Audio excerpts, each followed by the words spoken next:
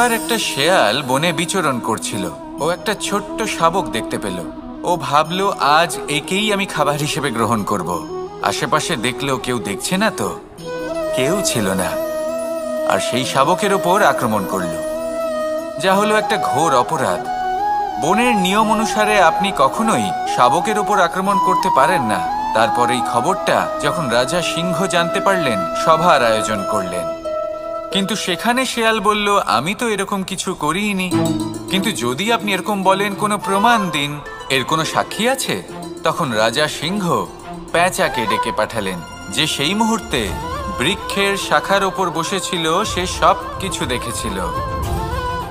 পেঁচা সব সত্যি কথা বলল, আর শেয়ালকে মৃত্যুদণ্ড দেয়া হলো। এবার এই কাহিনী আমি আপনাকে কেন শোনালাম? কারণ মানুষও কখনো কখনো এরকম কর্ম করেন যা শিয়াল করেছে। এটা ভাবেন কেউ দেখছে না, যখন আমি অনুচিত কর্ম করতেই পারি। কিন্তু না, আপনি যাই করুন না কেন, কেউ না কেউ অবশ্যই তা দেখছে। কোনো ব্যক্তি না হলেও কোনো প্রাণী, না হলে কোনো যক্ষ বা দেব বা প্রেত। যদি এনারা কেউ না দেখেন, তাহলে ধরিত্রী মাতা দেখেন, যেখানে দাঁড়িয়ে আপনি সেই কর্ম করছেন, তাই না? তাই একটা কথা সবসময় মনে রাখবেন, কে দেখছেন কে দেখছেন না সেই বিষয়ে ভাবা ছেড়ে দিন। এটা খুব সহজ কথা। আপনি যদি উচিত কর্ম করেন, উচিত ফল পাবেন। যদি অনুচিত কর্ম করেন, তাহলে আপনি অনুচিত ফল অবশ্যই পাবেন। সেই জন্য উচিত পথে চলতে থাকুন, উচিত কর্ম করতে থাকুন, আর আমার সাথে ভালোবেসে বলুন, রাধা রাধা। আপনি কখনো কোনো বাজকে নিজের বাসা বানাতে দেখেছেন? এই বাজ যখনই কোনো বাসা বানায়, তখন উঁচু গাছের ডালে বা কোনো পর্বতের শিখরে বাসা বানায়, অনেক উচ্চতায়। আর সেখানে তার সন্তানও জন্মগ্রহণ করে। যখন এই সন্তানেরা জন্মায়, তখন এই বাজ খুবই ভালোবেসে এবং খুব সাবধানে এদের পালন পোষণ করে। নিজের ঠোঁট দিয়ে তাদের ঠোঁটে খাবার পরিবেশন করে। কিন্তু যেই সেই সন্তানেরা হৃষ্টপুষ্ট হয়ে যায় এবং সেই কথা বাজ নিজে বুঝতে পেরে যায়, সেই বাজ নিজেই সেই বাসা ছিন্ন ভিন্ন করে দেয়। সেই সন্তান যাদের সবেমাত্র ডানা গজিয়েছে, কিভাবে উড়তে হয় তারা জানে না, সেই সন্তানগুলিকে উচ্চতা থেকে ঠেলে দেয়। সেই সন্তান প্রথমে ভয়ভীত হয়ে যায়। তারা সামনে মৃত্যুকে দেখতে পেয়ে ভয়ের কারণে তাদের ডানা ঝাপটাতে থাকে। আর সেই প্রক্রিয়াতেই সেই সন্তানগুলি উড়তে শুরু করে দেয়। এবার এই ঘটনায় আমরা কি শিক্ষা পেতে পারি?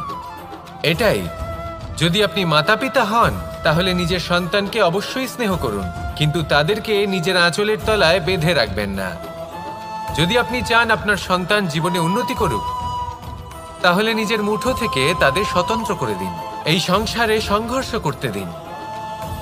সেই সন্তান নিজেই বুঝতে পারবে যে জন্মের সময় পাওয়া ডানা কি করে ব্যবহার করতে হয়। আর আপনার চোখের সামনে আপনার সন্তান এই আকাশে উড়তে থাকবে। তাহলে আসুন আমার সাথে ভালোবেসে বলুন, রাধা রাধা।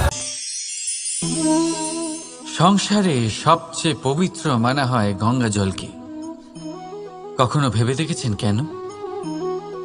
কারণ গঙ্গা জলের আবির্ভাব অত্যন্ত শুদ্ধ হয়, তার জন্ম শুদ্ধ হয়, যেখান থেকে তার শুরু সেটাই শুদ্ধ হয়। আর শুরুটা শুদ্ধ হওয়া অত্যন্ত আবশ্যক। আমাদের জীবনে সবই শুরু হয় আমাদের ভাবনা থেকে। নিজের ভাবনাকে শুদ্ধ রাখুন, কারণ এই ভাবনা থেকেই আবির্ভাব হয় শব্দের। আপনার শব্দ শুদ্ধ রাখুন, ভাবনা শুদ্ধ হয়। এই সংসারে, এই জীবনে নিজের ভাবনা শুভ রাখলে, শুদ্ধ করলে, আপনার মন সুপ্রসন্ন হয়ে বলবে, রাধা রাধা। মানুষ জন্মগ্রহণ করে, তার সাথে ভয়েরও জন্ম হয়। ছোটবেলা থেকেই আমাদের মনে কোনো না কোনো প্রকারের ভয় থেকেই যায়। কেউ এই বিষয়ে ভয় পায় যে তার কোনো বস্তু তার থেকে দূরে চলে যাবে। কেউ এই বিষয়ে ভয় পায় যে আমি নিজেকে হারিয়ে ফেলব। কেউ এই ভেবে ভয় পায় যে আমার প্রিয়জনেরা তারা যেন আমার থেকে দূরে না চলে যায়।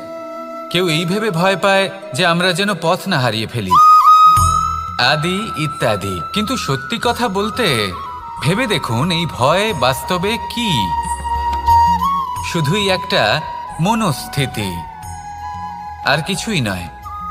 যা কিছু আপনি জীবনে পেয়েছেন তা একদিন আপনাকে হারাতে হবে।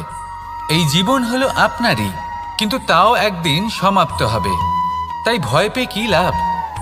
এই ভয় শুধু আপনাকে জীবন যাপন করা থেকে বাধা দিচ্ছে, আর কিচ্ছু নয়। পথ হারিয়ে ফেললেই বুঝতে পারবেন যে নতুন পথ কিভাবে বানাতে হয়। কিছু মানুষকে জীবন থেকে হারালে তবেই আপনি বুঝবেন যে আপনার আপনজনকে।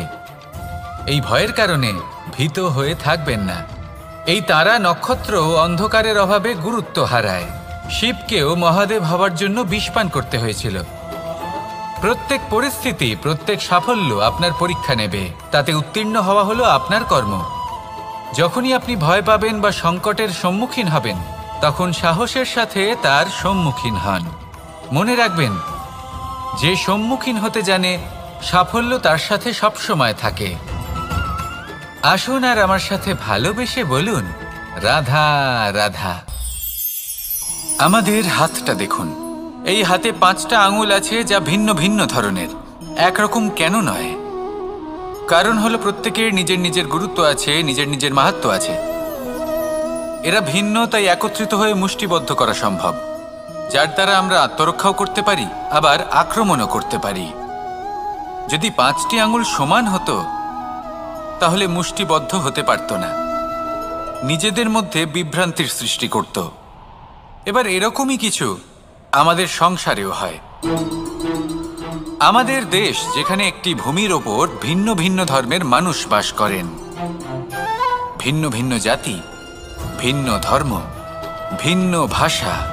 কিন্তু যদি আমরা এটা ভাবি যে কিভাবে এই দেশকে কল্যাণের পথে নিয়ে যাওয়া যায়, কিভাবে এর বিকাশ করা সম্ভব, তাহলে আমাদের একত্রিত হওয়া শিখতে হবে।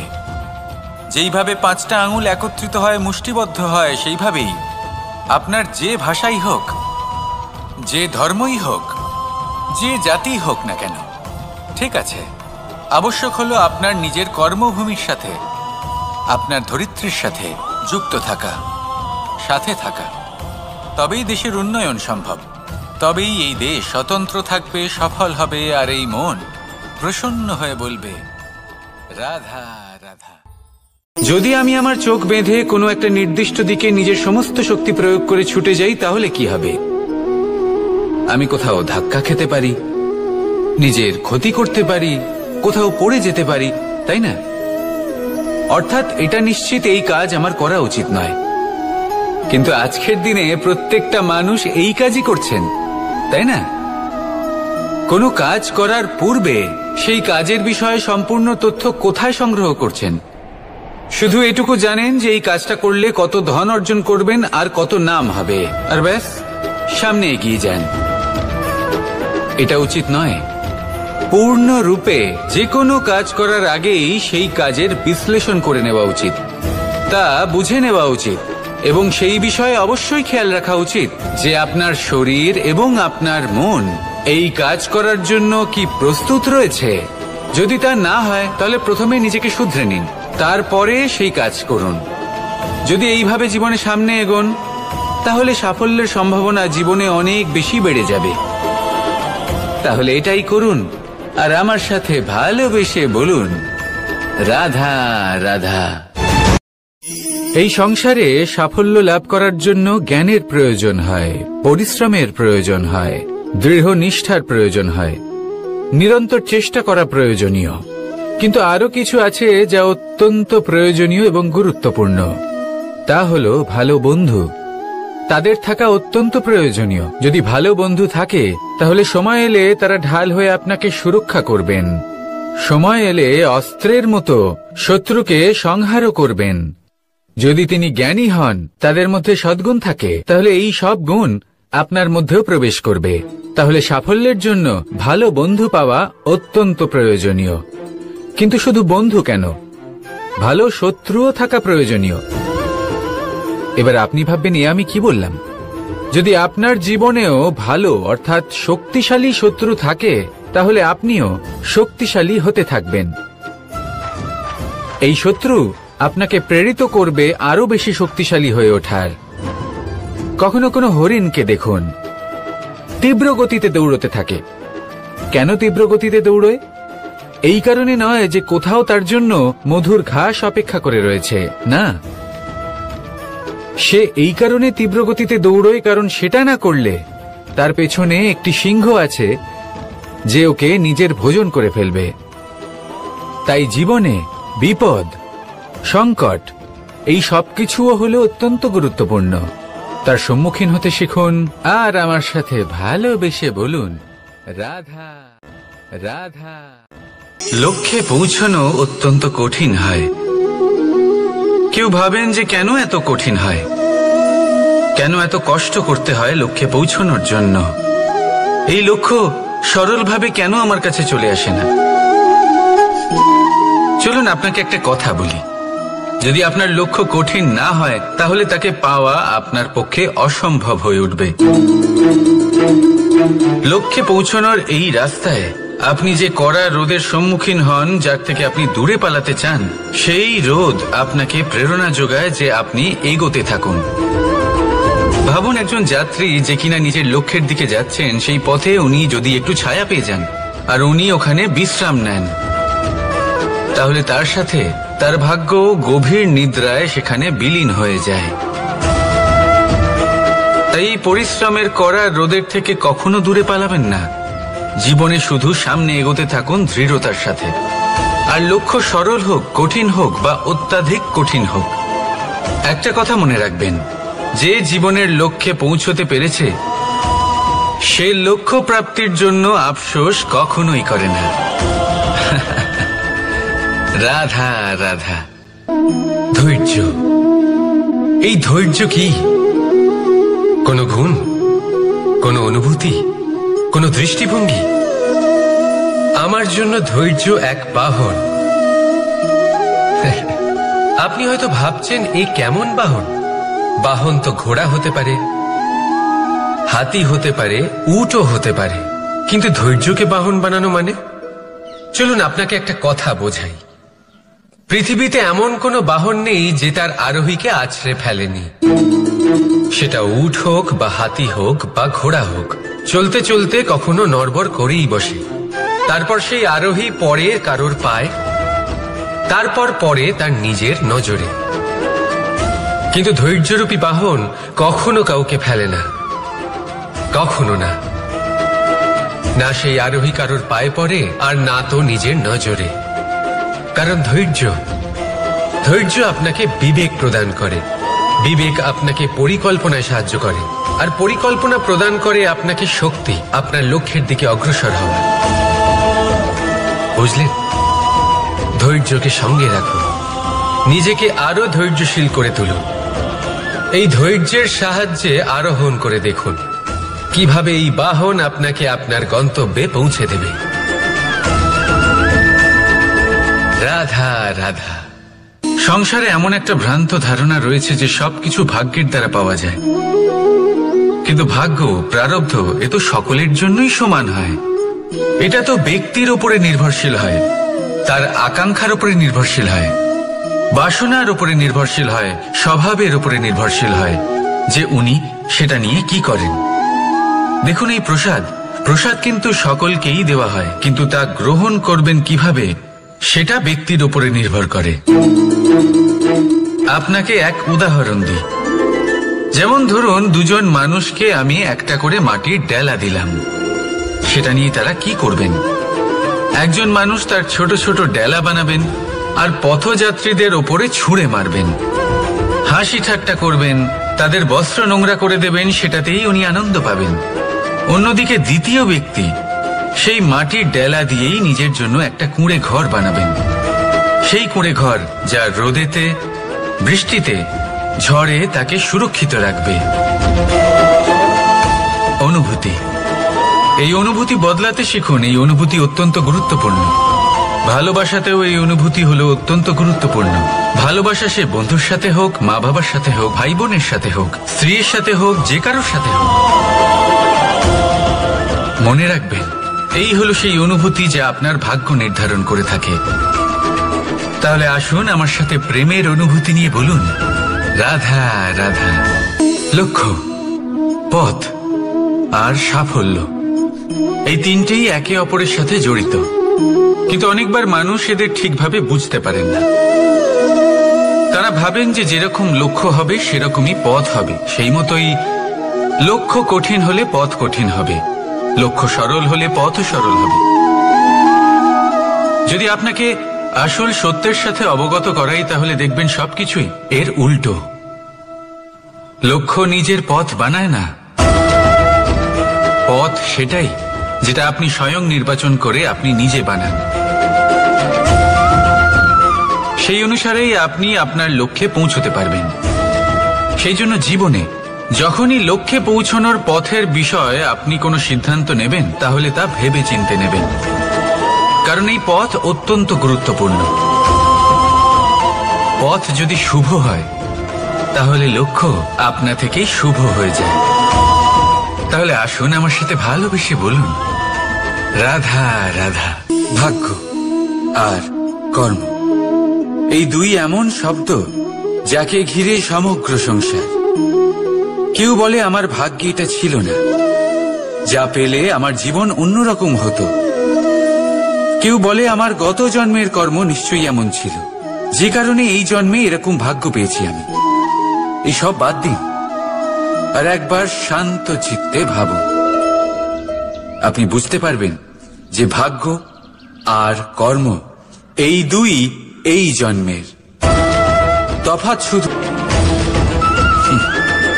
রাধা রাধা নাম। কত সাধারণ একটা বিষয়। প্রত্যেক মানুষ যে জন্ম নেয় তাকে একটা নাম দেওয়া হয়, যা সে পেয়ে থাকে তার মাতা পিতার দ্বারা, না হলে তার গুরুর দ্বারা, বা কোনো আত্মীয়ের দ্বারা, বা কোনো কাছের মানুষের দ্বারা। এই নামের সাথেই সে আস্তে আস্তে বেড়ে ওঠে। কিন্তু এটাই কি সেই নাম? এই নামই কি সবকিছু? কখনোই নয়। একটা নাম সেটা যা আপনি জন্মের সময় লাভ করেন, যে নামে আপনি কর্মের পথে অগ্রসর হন। আরও একটা নাম সেটা যা আপনি আপনার কর্মের দ্বারা অর্জন করেন, আর এই নামেই আপনাকে সবাই যুগ যুগ ধরে মনে রাখে। আপনার আসল নাম সেটা নয় যা আপনাকে জন্মের সময় দেওয়া হয়েছিল। আপনার আসল নাম সেটা যেটা আপনি আপনার কর্ম দ্বারা লাভ করেছেন, কারণ সেই লাভের পেছনে প্রচুর প্রয়াস লুকিয়ে থাকে, অনেক পরিশ্রম লুকিয়ে থাকে। কিন্তু যদি আপনি চান যে মানুষ আপনার নাম মনে রাখে, তাহলে আপনাকে কর্মের পথে অগ্রসর হতেই হবে। শুভ কর্ম করতে হবে, অনর্গল চেষ্টা করে যেতে হবে, মহান কাজ করতে হবে। আর বিশ্বাস করুন, আপনি একটা মহান নামের ফল অবশ্যই লাভ করবেন। রাধা রাধা। আমি এখানে একা এই বনে বসে আছি, বাঁশি বাজাচ্ছি। কার জন্য? কে আছেন এখানে? কেউ নেই। আমার প্রজা, আমার রাজ্য, আমার পরিবার আমার থেকে অনেক দূরে আছেন। আমি এখানে একা এই বনে বসে এই আকাশের এই রঙের, গাছের এই সব ফলের, মাটির সুবাসের আনন্দ উপভোগ করছি। কেন? আমি হলাম দ্বারকাধীশ। এমন কি রাজকীয় বা ভৌতিক সুখ রয়েছে যে আমি ওখানে পেতে পারি না? সবকিছুই পেতে পারি, তাও এখানে বনে একা বসে আছি। কোন সুখ খুঁজে চলেছি? একা থাকার সুখ। আমরা প্রত্যেকদিন অনেক মানুষের সাথে, চিন্তাধারার সাথে, কর্মের সাথে, পরিস্থিতির সাথে, সুখ দুঃখের দ্বারা বেষ্টিত থাকি। জীবনের এই চক্রে আমরা জড়িয়ে পড়তে থাকি। যতই আমরা এই সমস্যার সমাধান করি, আমরা ততই এতে জড়িয়ে পড়ি। আমরা এতটাই জড়িয়ে পড়ি যে যখন আমরা আয়নায় নিজেদের দেখি, তখন আমরা নিজেদের চিনতেই পারি না। এমন মনে হয় যেন আমরা নিজেদের হারিয়ে ফেলেছি। সেই জন্য প্রত্যেক দিন আপনি কিছু সময় নিজের সাথে কাটান একান্তে। এটা অত্যন্ত আবশ্যক। নিজের অস্তিত্বের গভীরে গিয়ে দেখতে শিখুন, নিজেকে বুঝুন। অদ্ভুত শান্তির অনুভূতি হবে। যেমন এই বায়ু, এই বৃক্ষ, এই পুষ্প, এই নিসর্গ, এদের মতো আপনিও কখনো একলা হতে শিখুন। কখনো নিসর্গের একটা অংশ হয়ে দেখুন। এই মন প্রসন্ন হয়ে বলবে, রাধা। একবার একটা শেয়াল বনে বিচরণ করছিল। ও একটা ছোট্ট শাবক দেখতে পেল। ও ভাবলো, আজ একেই আমি খাবার হিসেবে গ্রহণ করব। আশেপাশে দেখলো কেউ দেখছে না তো, কেউ ছিল না। আর সেই শাবকের ওপর আক্রমণ করলো, যা হলো একটা ঘোর অপরাধ। বনের নিয়ম অনুসারে আপনি কখনোই শাবকের ওপর আক্রমণ করতে পারেন না। তারপর এই খবরটা যখন রাজা সিংহ জানতে পারলেন, সভার আয়োজন করলেন। কিন্তু সেখানে শেয়াল বলল, আমি তো এরকম কিছু করিনি। কিন্তু যদি আপনি এরকম বলেন, কোনো প্রমাণ দিন, এর কোনো সাক্ষী আছে? তখন রাজা সিংহ পেঁচাকে ডেকে পাঠালেন, যে সেই মুহূর্তে বৃক্ষের শাখার ওপর বসেছিল। সে সব কিছু দেখেছিল। পেঁচা সব সত্যি কথা বলল, আর শেয়ালকে মৃত্যুদণ্ড দেয়া হলো। এবার এই কাহিনী আমি আপনাকে কেন শোনালাম? কারণ মানুষও কখনো কখনো এরকম কর্ম করেন যা শিয়াল করেছে। এটা ভাবেন কেউ দেখছে না, যখন আমি অনুচিত কর্ম করতেই পারি। কিন্তু না, আপনি যাই করুন না কেন, কেউ না কেউ অবশ্যই তা দেখছে। কোনো ব্যক্তি না হলেও কোনো প্রাণী, না হলে কোনো যক্ষ বা দেব বা প্রেত। যদি এনারা কেউ না দেখেন, তাহলে ধরিত্রী মাতা দেখেন, যেখানে দাঁড়িয়ে আপনি সেই কর্ম করছেন, তাই না? তাই একটা কথা সবসময় মনে রাখবেন, কে দেখছেন কে দেখছেন না সেই বিষয়ে ভাবা ছেড়ে দিন। এটা খুব সহজ কথা। আপনি যদি উচিত কর্ম করেন, উচিত ফল পাবেন। যদি অনুচিত কর্ম করেন, তাহলে আপনি অনুচিত ফল অবশ্যই পাবেন। সেই জন্য উচিত পথে চলতে থাকুন, উচিত কর্ম করতে থাকুন, আর আমার সাথে ভালোবেসে বলুন, রাধা রাধা। বাহ, পুষ্পের সুবাস আমার খুব ভালো লাগে। অত্যন্ত সুন্দর হয় এই পুষ্প। এইভাবে চারিদিকে পুষ্প দেখে মন আনন্দিত হয়ে ওঠে। এবার আপনারা ভেবে দেখুন, আমার চারিদিকে পুষ্প নয়, আগুন আছে। তাহলে কি হবে? আমার শরীর কি জ্বলে যাবে না? অবশ্যই জ্বলবে। শরীরকে কি আগুনের তাপ সহ্য করতে হবে না? অবশ্যই সহ্য করতে হবে। এটাই হলো প্রকৃতির নিয়ম। এই নিয়ম কিন্তু আমরা সবাই জানি, কিন্তু আমাদের মধ্যে বেশিরভাগ মানুষ এই বিভ্রান্তি নিয়ে বাঁচি যে এই যে প্রকৃতির নিয়ম, তা আমার ওপর প্রযোজ্য নয়। তা কিন্তু নয়। আমাদের চতুর্দিকে এই যে নিসর্গ রয়েছে, আমরা তার কতটা ক্ষতি করি সেটা একবার ভেবে দেখুন। আমরা বনাঞ্চল জ্বালিয়ে দিই, বায়ু দূষিত করি, জল দূষিত করি, প্রাণীদের হত্যা আমরা করি। কেন? এই নিসর্গ আমরা নষ্ট করি, যদিও আমরা জানি যে আমরাও হলাম এই নিসর্গেরই অংশ। এবার দেখুন, শরীরের কোনো অংশে যদি আগুন ধরান, আস্তে আস্তে সমস্ত শরীরও জ্বলে যাবে। সেইভাবেই নিসর্গ যদি নষ্ট হয়ে যায়, তাহলে মনুষ্য জাতিও নষ্ট হয়ে যাবে। তাই এই যে নিসর্গ আপনি দেখছেন, এই পুষ্প, এই বৃক্ষ, বায়ু, জল, এদের সকলকে রক্ষা করুন, নষ্ট নয়। মনে রাখবেন, যদি নিসর্গ থাকে, মানুষ থাকবে। যদি নিসর্গ থাকে, তাহলেই জীবন থাকবে। আসুন আমার সাথে ভালোবেসে বলুন, রাধা রাধা। কারই না পছন্দ বলুন তো? অত্যন্ত সুস্বাদু হয় এই মধু, মিষ্টি খেতে হয় এবং তা শক্তিও প্রদান করে। এবং প্রত্যেকটি মিষ্টি পদার্থের মতোই এতেও খুব তাড়াতাড়ি পিঁপড়ে ধরে যায়। অন্যদিকে যদি নুনকে দেখি, তাহলে বছরের পর বছর রাখলেও এতে পিঁপড়ে ধরে না। এবার যদি কথা বলি বন্ধুত্বের, তাহলে বন্ধুত্ব নুনের মতো হওয়া উচিত, মধুর মতো নয়। যারা সামনে এলে শুধুমাত্র মধুর মধুর কথা বলবে, পরে এতে পিঁপড়ে ধরে যাবে, এটা নুনের মতো হওয়া উচিত। প্রকৃত বন্ধু হলো সে, যে সময় এলে পরে আপনার সামনে আপনার প্রকৃত সত্য তুলে ধরবে, তা সে যতই কঠিন হোক না কেন। আপনার দোষ, আপনার অপগুণ, আপনার খামতি আপনাকে বলতে পারবে, যাতে আপনি সেগুলো শুনে মেনে নিয়ে তারপর নিজেকে শুধরোতে পারেন। এটাই হলো প্রকৃত বন্ধুত্ব। কখনো নিজের জীবনের আশেপাশে মন দিয়ে দেখবেন, অনেক সময় এমন মানুষ থাকেন, অনেক বন্ধু থাকেন যাদের দেখে আমাদের মনে হয় যে এনারা খুব কঠোর, এনাদের কথা খুব কটু। কিন্তু বেশিরভাগ এমন মানুষের মনটা যদি বুঝতে পারেন তাহলে দেখবেন তাতে কোনো মালিন্য নেই, এনাদের মন অত্যন্ত পবিত্র হয়।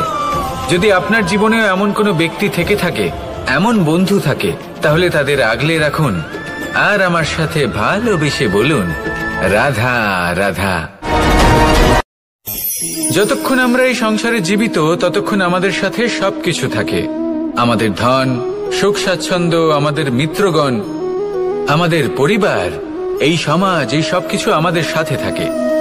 যেদিন আমরা এই সংসারকে ত্যাগ করব, এদের মধ্যে কেউ আমাদের সাথে যাবে না, না ধন, না স্বাচ্ছন্দ্য, না সম্পত্তি। এই সকল মানুষ, এই সমাজ, এরা শুধুমাত্রই শ্মশান পর্যন্ত আমাদের সাথে থাকতে পারবেন। তারপরে যদি আমাদের সাথে কিছু যেতে পারে তাহলে তা শুধুই আমাদের ধর্ম। আর এই সংসারে আমরা নিজেদের যে সুনাম রেখে যাই সেটা সম্ভব শুধুমাত্র কর্মের দ্বারা। সেই জন্য সংসারে যতদিন পর্যন্ত জীবিত আছেন, যদি কিছু অর্জন করতে চান তাহলে ধর্ম অর্জন করুন, ধর্মের বিষয়ে স্পষ্টতা অর্জন করুন এবং কর্ম অর্জন করুন। এটাই হবে আপনার অতীত এবং এটাই হবে আপনার ভবিষ্যৎ, এবং এটাই সকলকে প্রেরণা প্রদান করবে। আসুন আমার সাথে ভালোবেসে বলুন, রাধা রাধা। যখনই কোনো যাত্রায় যাব বলে মনে করি তখনই আমরা প্রস্তুত থাকি আসন্ন বিপদের জন্য বা সংকটের জন্য। যেমন যদি আমাদের মনে হয় যে আজকের পরিবেশ খুব ঠান্ডা হবে, তাহলে আমরা গরম বস্ত্র ধারণ করি বা সেটাকে সাথে নিয়ে যাই। যদি মনে হয় যে বৃষ্টি হতে পারে বা বৃষ্টি হয়ে চলেছে, আমরা দেখছি, তাহলে আমরা একটা ছাতা সাথে নিয়ে নিই। আমরা প্রস্তুত থাকতে চাই এবং এটাই উচিত, এবং সেই কারণেই আমরা যাত্রায় সাফল্য লাভ করি। কিন্তু যদি আমরা কথা বলি জীবনযাত্রা নিয়ে, যা কিনা সব থেকে বেশি গুরুত্বপূর্ণ, তাহলে তার জন্য আমরা পূর্ণরূপে প্রস্তুত থাকি না। আশেপাশের মানুষ, এই সমাজ, আমাদের সাথী, আমাদের মিত্ররা যে কোনো মুহূর্তে বদলে যেতে পারেন। সেই জন্য আমরা নিজেদেরকে কখনো সাবধান করি না, কখনোই নিজেদের প্রস্তুত করি না। আমাদের এটা কখনোই মনে হয় না যে এরকম হতে পারে, আর সেই কারণেই শেষে গিয়ে আমরা অত্যন্ত দুঃখ পাই। একটা অমূল্য শিক্ষা আছে যেটা আমাদের লাভ করা উচিত, সতর্ক থাকা উচিত। এই জীবনযাত্রার জন্য শুধুমাত্র এই পরিবেশের বিষয়ে তথ্য সংগ্রহ করা বা তাকে অনুমান করা, এটুকু হলেই চলবে না। আমাদের আশেপাশের মানুষজনকে দেখতে হবে, তাদের স্বভাব, পরিস্থিতির ওপর নজর রাখতে হবে। যখন তারা রং পাল্টাচ্ছেন নজর রাখতে হবে, তা অত্যন্ত আবশ্যক। পরিবর্তন আপনার জীবনে অবশ্যম্ভাবী, সঠিকভাবে তার সম্মুখীন হন। আসুন আমার সাথে ভালোবেসে বলুন, রাধা। এই সংসারের সব থেকে বড় সুখ কি? কেউ বলবেন নিজের লক্ষ্য প্রাপ্ত করা, কেউ বলবেন ধন উপার্জন করা, কেউ বলবেন নিদ্রাই সব থেকে বড় সুখ, কেউ বলবেন রাজ্য লাভ করা, আবার কেউ বলবেন মাতার হাত থেকে খাবার খাওয়া, আদি ইত্যাদি। কিন্তু যদি সত্যি কথা বলি, এই সংসারের সব থেকে বড় সুখ হল সেবা করা। কখনো কাউকে সেবা করে দেখুন। এই সেবা দ্বারা অন্য কোনো মানুষের আশীর্বাদ লাভ করাতেই সুখ রয়েছে। আপনার সেবা ভাব দ্বারা যখন কোনো মানুষ নিজের অন্তরাত্মা থেকে আপনাকে আশীর্বাদ করে, তার থেকে বড় সুখ আর কিছুই নেই। কারণ প্রত্যেক মানুষের মধ্যে ঈশ্বর বাস করেন। নরের সেবাই হলো নারায়ণের সেবা। নিষ্কাম সেবা করাই হলো সব থেকে বড় সুখ। তাই নিজের অন্তরে সেবার এই ভাব জাগ্রত করুন। যে সুখের কথা আমি বলছি, সেই সুখ অনুভব করেই দেখুন। এই মন সুপ্রসন্ন হয়ে বলবে, রাধা রাধা। বাহ, পুষ্পের সুবাস আমার খুব ভালো লাগে। অত্যন্ত সুন্দর হয় এই পুষ্প। এইভাবে চারিদিকে পুষ্প দেখে মন আনন্দিত হয়ে ওঠে। এবার আপনারা ভেবে দেখুন, আমার চারিদিকে পুষ্প নয়, আগুন আছে। তাহলে কি হবে? আমার শরীর কি জ্বলে যাবে না? অবশ্যই জ্বলবে। শরীরকে কি আগুনের তাপ সহ্য করতে হবে না? অবশ্যই সহ্য করতে হবে। এটাই হলো প্রকৃতির নিয়ম। এই নিয়ম কিন্তু আমরা সবাই জানি, কিন্তু আমাদের মধ্যে বেশিরভাগ মানুষ এই বিভ্রান্তি নিয়ে বাঁচি যে এই যে প্রকৃতির নিয়ম তা আমার ওপর প্রযোজ্য নয়। তা কিন্তু নয়। আমাদের চতুর্দিকে এই যে নিসর্গ রয়েছে, আমরা তার কতটা ক্ষতি করি সেটা একবার ভেবে দেখুন। আমরা বনাঞ্চল জ্বালিয়ে দিই, বায়ু দূষিত করি, জল দূষিত করি, প্রাণীদের হত্যা আমরা করি। কেন? এই নিসর্গ আমরা নষ্ট করি, যদিও আমরা জানি যে আমরাও হলাম এই নিসর্গেরই অংশ। এবার দেখুন, শরীরের কোনো অংশে যদি আগুন ধরান, আস্তে আস্তে সমস্ত শরীরও জ্বলে যাবে। সেইভাবেই নিসর্গ যদি নষ্ট হয়ে যায়, তাহলে মনুষ্য জাতিও নষ্ট হয়ে যাবে। তাই এই যে নিসর্গ আপনি দেখবেন, যদি নিসর্গ থাকে মানুষ থাকবে, যদি নিসর্গ থাকে তাহলেই জীবন থাকবে। আসুন আমার সাথে ভালোবেসে বলুন, রাধা রাধা। লক্ষ্যে পৌঁছানো অত্যন্ত কঠিন হয়। কেউ ভাবেন যে কেন এত কঠিন হয়, কেন এত কষ্ট করতে হয় লক্ষ্যে পৌঁছানোর জন্য। এই লক্ষ্য সরলভাবে কেন আমার কাছে চলে আসে না? চলুন আপনাকে একটা কথা বলি, যদি আপনার লক্ষ্য কঠিন না হয় তাহলে তাকে পাওয়া আপনার পক্ষে অসম্ভব হয়ে উঠবে। লক্ষ্যে পৌঁছানোর এই রাস্তায় আপনি যে কড়া রোদের সম্মুখীন হন, যার থেকে আপনি দূরে পালাতে চান, সেই রোদ আপনাকে প্রেরণা যোগায় যে আপনি এগোতে থাকুন। ভাবুন একজন যাত্রী যে কিনা নিজের লক্ষ্যের দিকে যাচ্ছেন, সেই পথে উনি যদি একটু ছায়া পেয়ে যান আর উনি ওখানে বিশ্রাম নেন, তাহলে তার সাথে তার ভাগ্য গভীর নিদ্রায় সেখানে বিলীন হয়ে যায়। তাই পরিশ্রমের করা রোদের থেকে কখনো দূরে পালাবেন না। জীবনে শুধু সামনে এগোতে থাকুন দৃঢ়তার সাথে।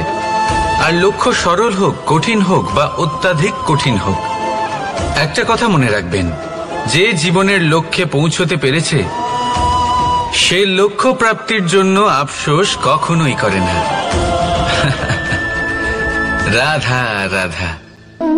ধৈর্য, এই ধৈর্য কি কোনো গুণ, কোনো অনুভূতি, কোনো দৃষ্টিভঙ্গি? আমার জন্য ধৈর্য এক বাহন।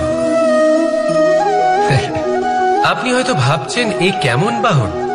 বাহন তো ঘোড়া হতে পারে, হাতি হতে পারে, উটও হতে পারে, কিন্তু ধৈর্যকে বাহন বানানো মানে? চলুন আপনাকে একটা কথা বোঝাই। পৃথিবীতে এমন কোনো বাহন নেই যে তার আরোহীকে আছড়ে ফেলেনি। সেটা উট হোক বা হাতি হোক বা ঘোড়া হোক, চলতে চলতে কখনো নড়বড় করেই বসে। তারপর সেই আরোহী পড়ে কারোর পায়, তারপর পড়ে তার নিজের নজরে। কিন্তু ধৈর্যরূপী বাহন কখনো কাউকে ফেলে না, কখনো না। না সেই আরোহী কারোর পায়ে পড়ে, আর না তো নিজের নজরে। কারণ ধৈর্য আপনাকে বিবেক প্রদান করে, বিবেক আপনাকে পরিকল্পনায় সাহায্য করে, আর পরিকল্পনা প্রদান করে আপনাকে শক্তি, আপনার লক্ষ্যের দিকে অগ্রসর হওয়া। বুঝলেন? ধৈর্যকে সঙ্গে রাখুন, নিজেকে আরো ধৈর্যশীল করে তুলুন। এই ধৈর্যের সাহায্যে আরোহণ করে দেখুন কিভাবে এই বাহন আপনাকে আপনার গন্তব্যে পৌঁছে দেবে। রাধা রাধা। সংসারে এমন একটা ভ্রান্ত ধারণা রয়েছে যে সবকিছু ভাগ্যের দ্বারা পাওয়া যায়, কিন্তু ভাগ্য, প্রারব্ধ এ তো সকলের জন্যই সমান হয়। এটা তো ব্যক্তির উপরে নির্ভরশীল হয়, তার আকাঙ্ক্ষার উপরে নির্ভরশীল হয়, বাসনার উপরে নির্ভরশীল হয়, স্বভাবের উপরে নির্ভরশীল হয় যে উনি সেটা নিয়ে কি করেন। দেখুন, এই প্রসাদ কিন্তু সকলকেই দেওয়া হয়, কিন্তু তা গ্রহণ করবেন কিভাবে সেটা ব্যক্তির উপরে নির্ভর করে। আপনাকে এক উদাহরণ দিই। যেমন ধরুন, দুজন মানুষকে আমি একটা করে মাটির ডেলা দিলাম, সেটা নিয়ে তারা কি করবেন? একজন মানুষ তার ছোট ছোট ডেলা বানাবেন আর পথযাত্রীদের ওপরে ছুঁড়ে মারবেন, হাসি ঠাট্টা করবেন, তাদের বস্ত্র নোংরা করে দেবেন, সেটাতেই উনি আনন্দ পাবেন। অন্যদিকে দ্বিতীয় ব্যক্তি সেই মাটির ডেলা দিয়েই নিজের জন্য একটা কুঁড়ে ঘর বানাবেন, সেই কুঁড়ে ঘর যা রোদেতে, বৃষ্টিতে, ঝড়ে তাকে সুরক্ষিত রাখবে। অনুভূতি, এই অনুভূতি বদলাতে শিখুন। এই অনুভূতি অত্যন্ত গুরুত্বপূর্ণ। ভালোবাসাতেও এই অনুভূতি হলো অত্যন্ত গুরুত্বপূর্ণ।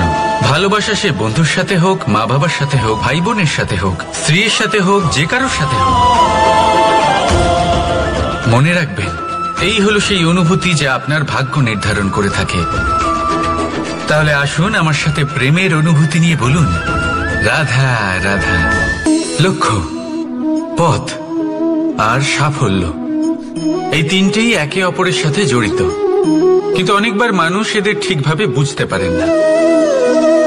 তারা ভাবেন যে যেরকম লক্ষ্য হবে সেরকমই পথ হবে। সেই মতোই লক্ষ্য কঠিন হলে পথ কঠিন হবে, লক্ষ্য সরল হলে পথও সরল হবে।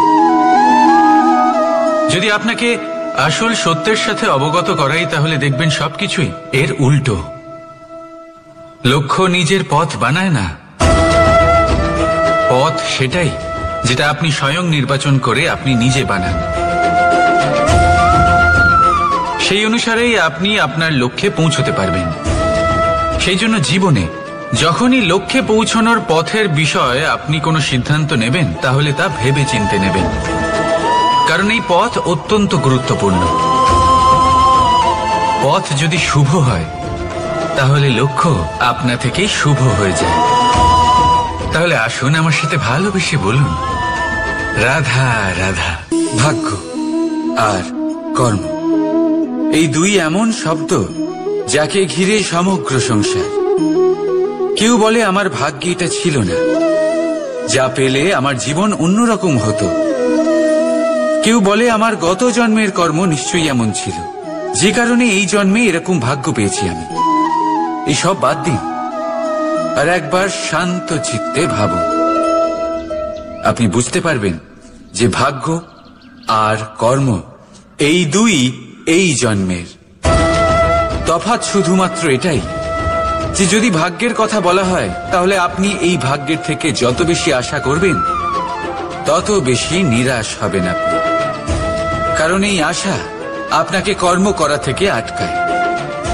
যদি কথা বলা হয় কর্মের, তাহলে নিজের কর্মের প্রতি যত বিশ্বাস রাখবেন, তত বেশি সফলতা আপনার কাছে আসবে। তাই একটা কথা মনে রাখবেন, ভাগ্য আপনার কর্ম নির্ধারণ করে না, কিন্তু আপনার কর্ম আপনার ভাগ্যকে অবশ্যই নির্ধারণ করে। রাধা রাধা। নাম কত সাধারণ একটা বিষয়। প্রত্যেক মানুষ যে জন্ম নেয়, তাকে একটা নাম দেওয়া হয়, যা সে পেয়ে থাকে তার মাতা পিতার দ্বারা, না হলে তার গুরুর দ্বারা, বা কোনো আত্মীয়ের দ্বারা, বা কোনো কাছের মানুষের দ্বারা। এই নামের সাথেই সে আস্তে আস্তে বেড়ে ওঠে। কিন্তু এটাই কি সেই নাম? এই নামই কি সবকিছু? কখনোই নয়। একটা নাম সেটা যা আপনি জন্মের সময় লাভ করেন, যে নামে আপনি কর্মের পথে অগ্রসর হন। আরও একটা নাম সেটা যা আপনি আপনার কর্মের দ্বারা অর্জন করেন, আর এই নামেই আপনাকে সবাই যুগ যুগ ধরে মনে রাখে।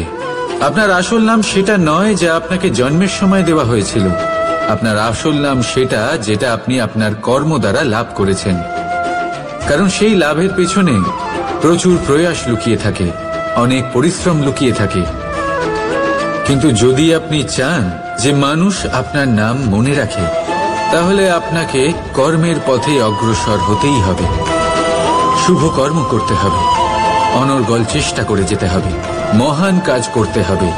আর বিশ্বাস করুন, আপনি একটা মহান নামের ফল অবশ্যই লাভ করবেন।